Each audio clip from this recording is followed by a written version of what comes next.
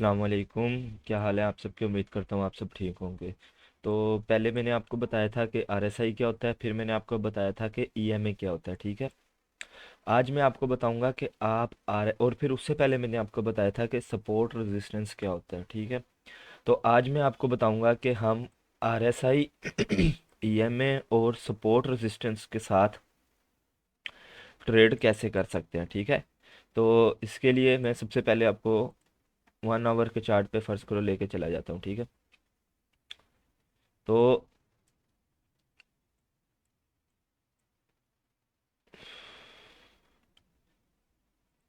1 minute ज़रा।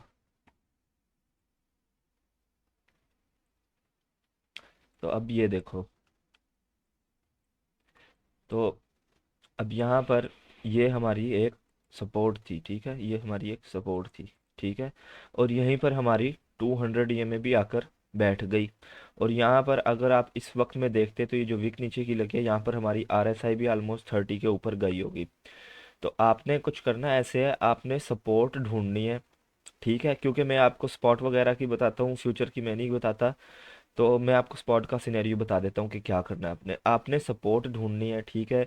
और आपने उसके करीब करीब 200 ईएमए के आने का वेट करना है, ठीक है। अब ये नहीं हो सकता कि फ़र्ज़ करो ईएमए यहाँ पर आ गई, हो सकता है बगैर इस सपोर्ट के ईएमए इसके ऊपर चली जाए, ये वाली सपोर्ट पे आ जाए ईएमए, ठीक है।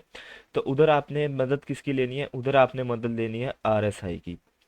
अगर तो आपने बस ये देखना है कि जब प्राइस 200 ईएमए को टेस्ट कर रही है, यानी कि 200 ईएमए से प्राइस ऊपर है और वापस इसको टेस्ट कर रही है, तो जब वो टेस्ट कर रही है उसके आसपास या उस रेंज में कोई हमारी सपोर्ट मौजूद है। अगर तो उधर सपोर्ट मौजूद हो तो आपने देखना है हमारी आरएसआई कहाँ पे है। अगर आरएसआई 30 या 30 से नीचे है तो इसका मतलब है हमारे पास एक ऊपर की तरफ को मूव आ सकती है, ठीक है। और अगर इसको ज़्यादा इफेक्टिवली करना है तो मैं आपको एक तरीका बताता हूँ कि जब 200 ईएमए ऊपर की तरफ क्रॉस हो जाए, ठीक है, उसके बाद इसके पहले रीटेस्ट पे, तो अब आप देखेंगे ना, ये पूरी की पूरी पिक्चर मैं आपको दिखा देता हूँ। ये देखो, जब से इसने इसके ऊपर गई है प्राइस वापस इसके ऊपर आई ही नहीं है। ये देखो, ये थोड़ी सी आई लेकिन पूरी नहीं आई। अब जो आ रही है ये अच्छी खासी आ रही है, ठीक है। और हम एक्सपेक्ट भी कर रहे थे एक पंप का। तो अब ये देखें 40,800 से 41,500 पे बिटकॉइन की प्राइस चली गई है। तो ये बिटकॉइन है, इसमें प्रॉफिट कम होगा, लेकिन अगर आप इथेरियम या डॉट लिंक वगैरह पे जाएंगे तो प्रॉफिट आपको ज़्यादा होगा। तो जब ये 200 ईएमए को फ्लिप कर दे और जब पहली बार इतने बड़े सिनेरियो के बाद पहली बार ये रीटेस्ट करने के लिए आए और आपकी आरएसआई भी 30 से नीचे हो और आसपास कोई सपोर्ट हो, तो इसका मतलब है कि आप इधर बाय कर सकते हैं और अपना प्रॉफिट ऊपर कहीं पे ले सकते हैं, ठीक है। तो ये तो हमारा हो गया स्पॉट का सिनेरियो। वैसे फ्यूचर रिकमेंड नहीं करता, लेकिन अगर मैं आपको सिखा रहा हूँ तो फ्यूचर भी आपको बताना मेरे लिए फर्ज है, ठीक है।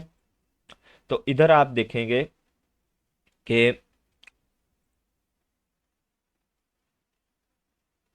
1 मिनट, मुझे पहले एक दिन ढूंढने दें, फिर मैं आपको बताता हूँ। नीचे नीचे आइए ना, हमने नीचे का सिनेरियो देखना है ना।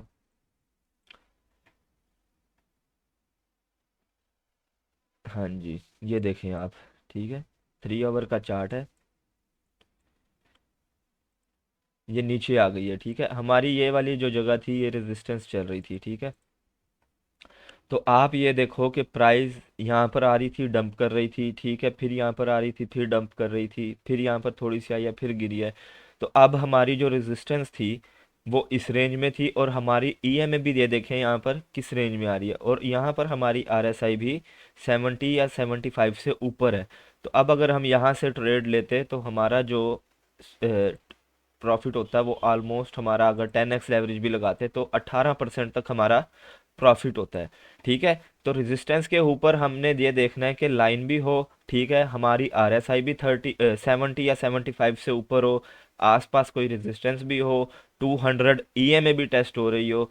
तो हम इसको कहते हैं कि हाँ यार, यहाँ पर हमारे चांसेस हैं डंप के, तो हम उधर छोटी मोटी ट्रेड लेकर और अपना 5-10% प्रॉफिट निकाल कर और बैठ जाते हैं, ठीक है।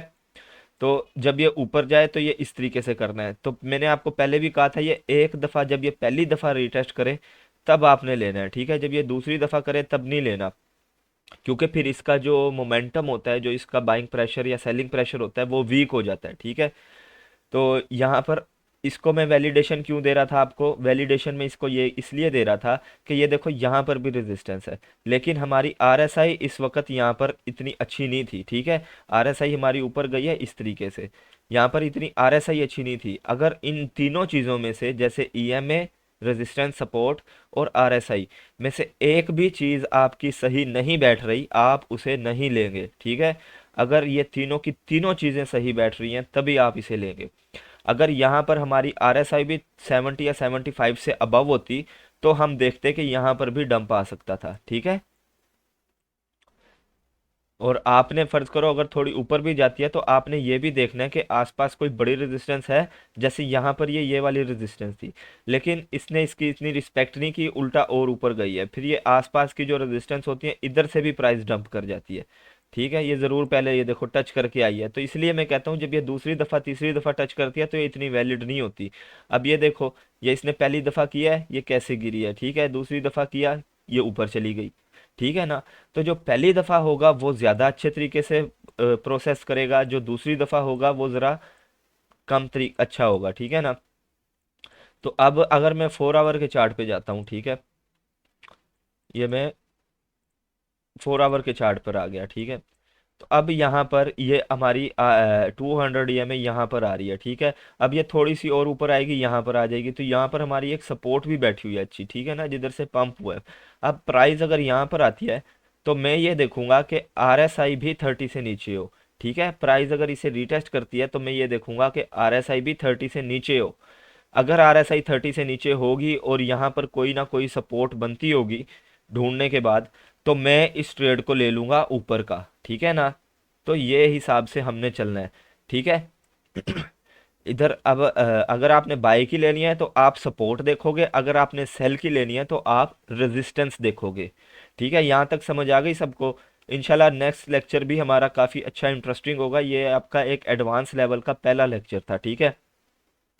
ये आपका एडवांस लेवल का और स्ट्रेटजीज का पहला लेक्चर था। अगर किसी को बेसिक्स का नहीं पता तो मैंने पहले भी कोर्स दिए हुए हैं, और उसके अलावा मैंने आपको ग्रुप के अंदर पीडीएफ फाइल्स भी दी हुई हैं जिसपे आप डिफरेंट किस्म के पैटर्न्स और कैंडल स्टिक पैटर्न्स को सीख सकते हैं, ठीक है। उन्हें आप देखें, उन्हें आप समझें, उर्दू में सारा कुछ है, आपको समझने में भी आसानी है, ठीक है।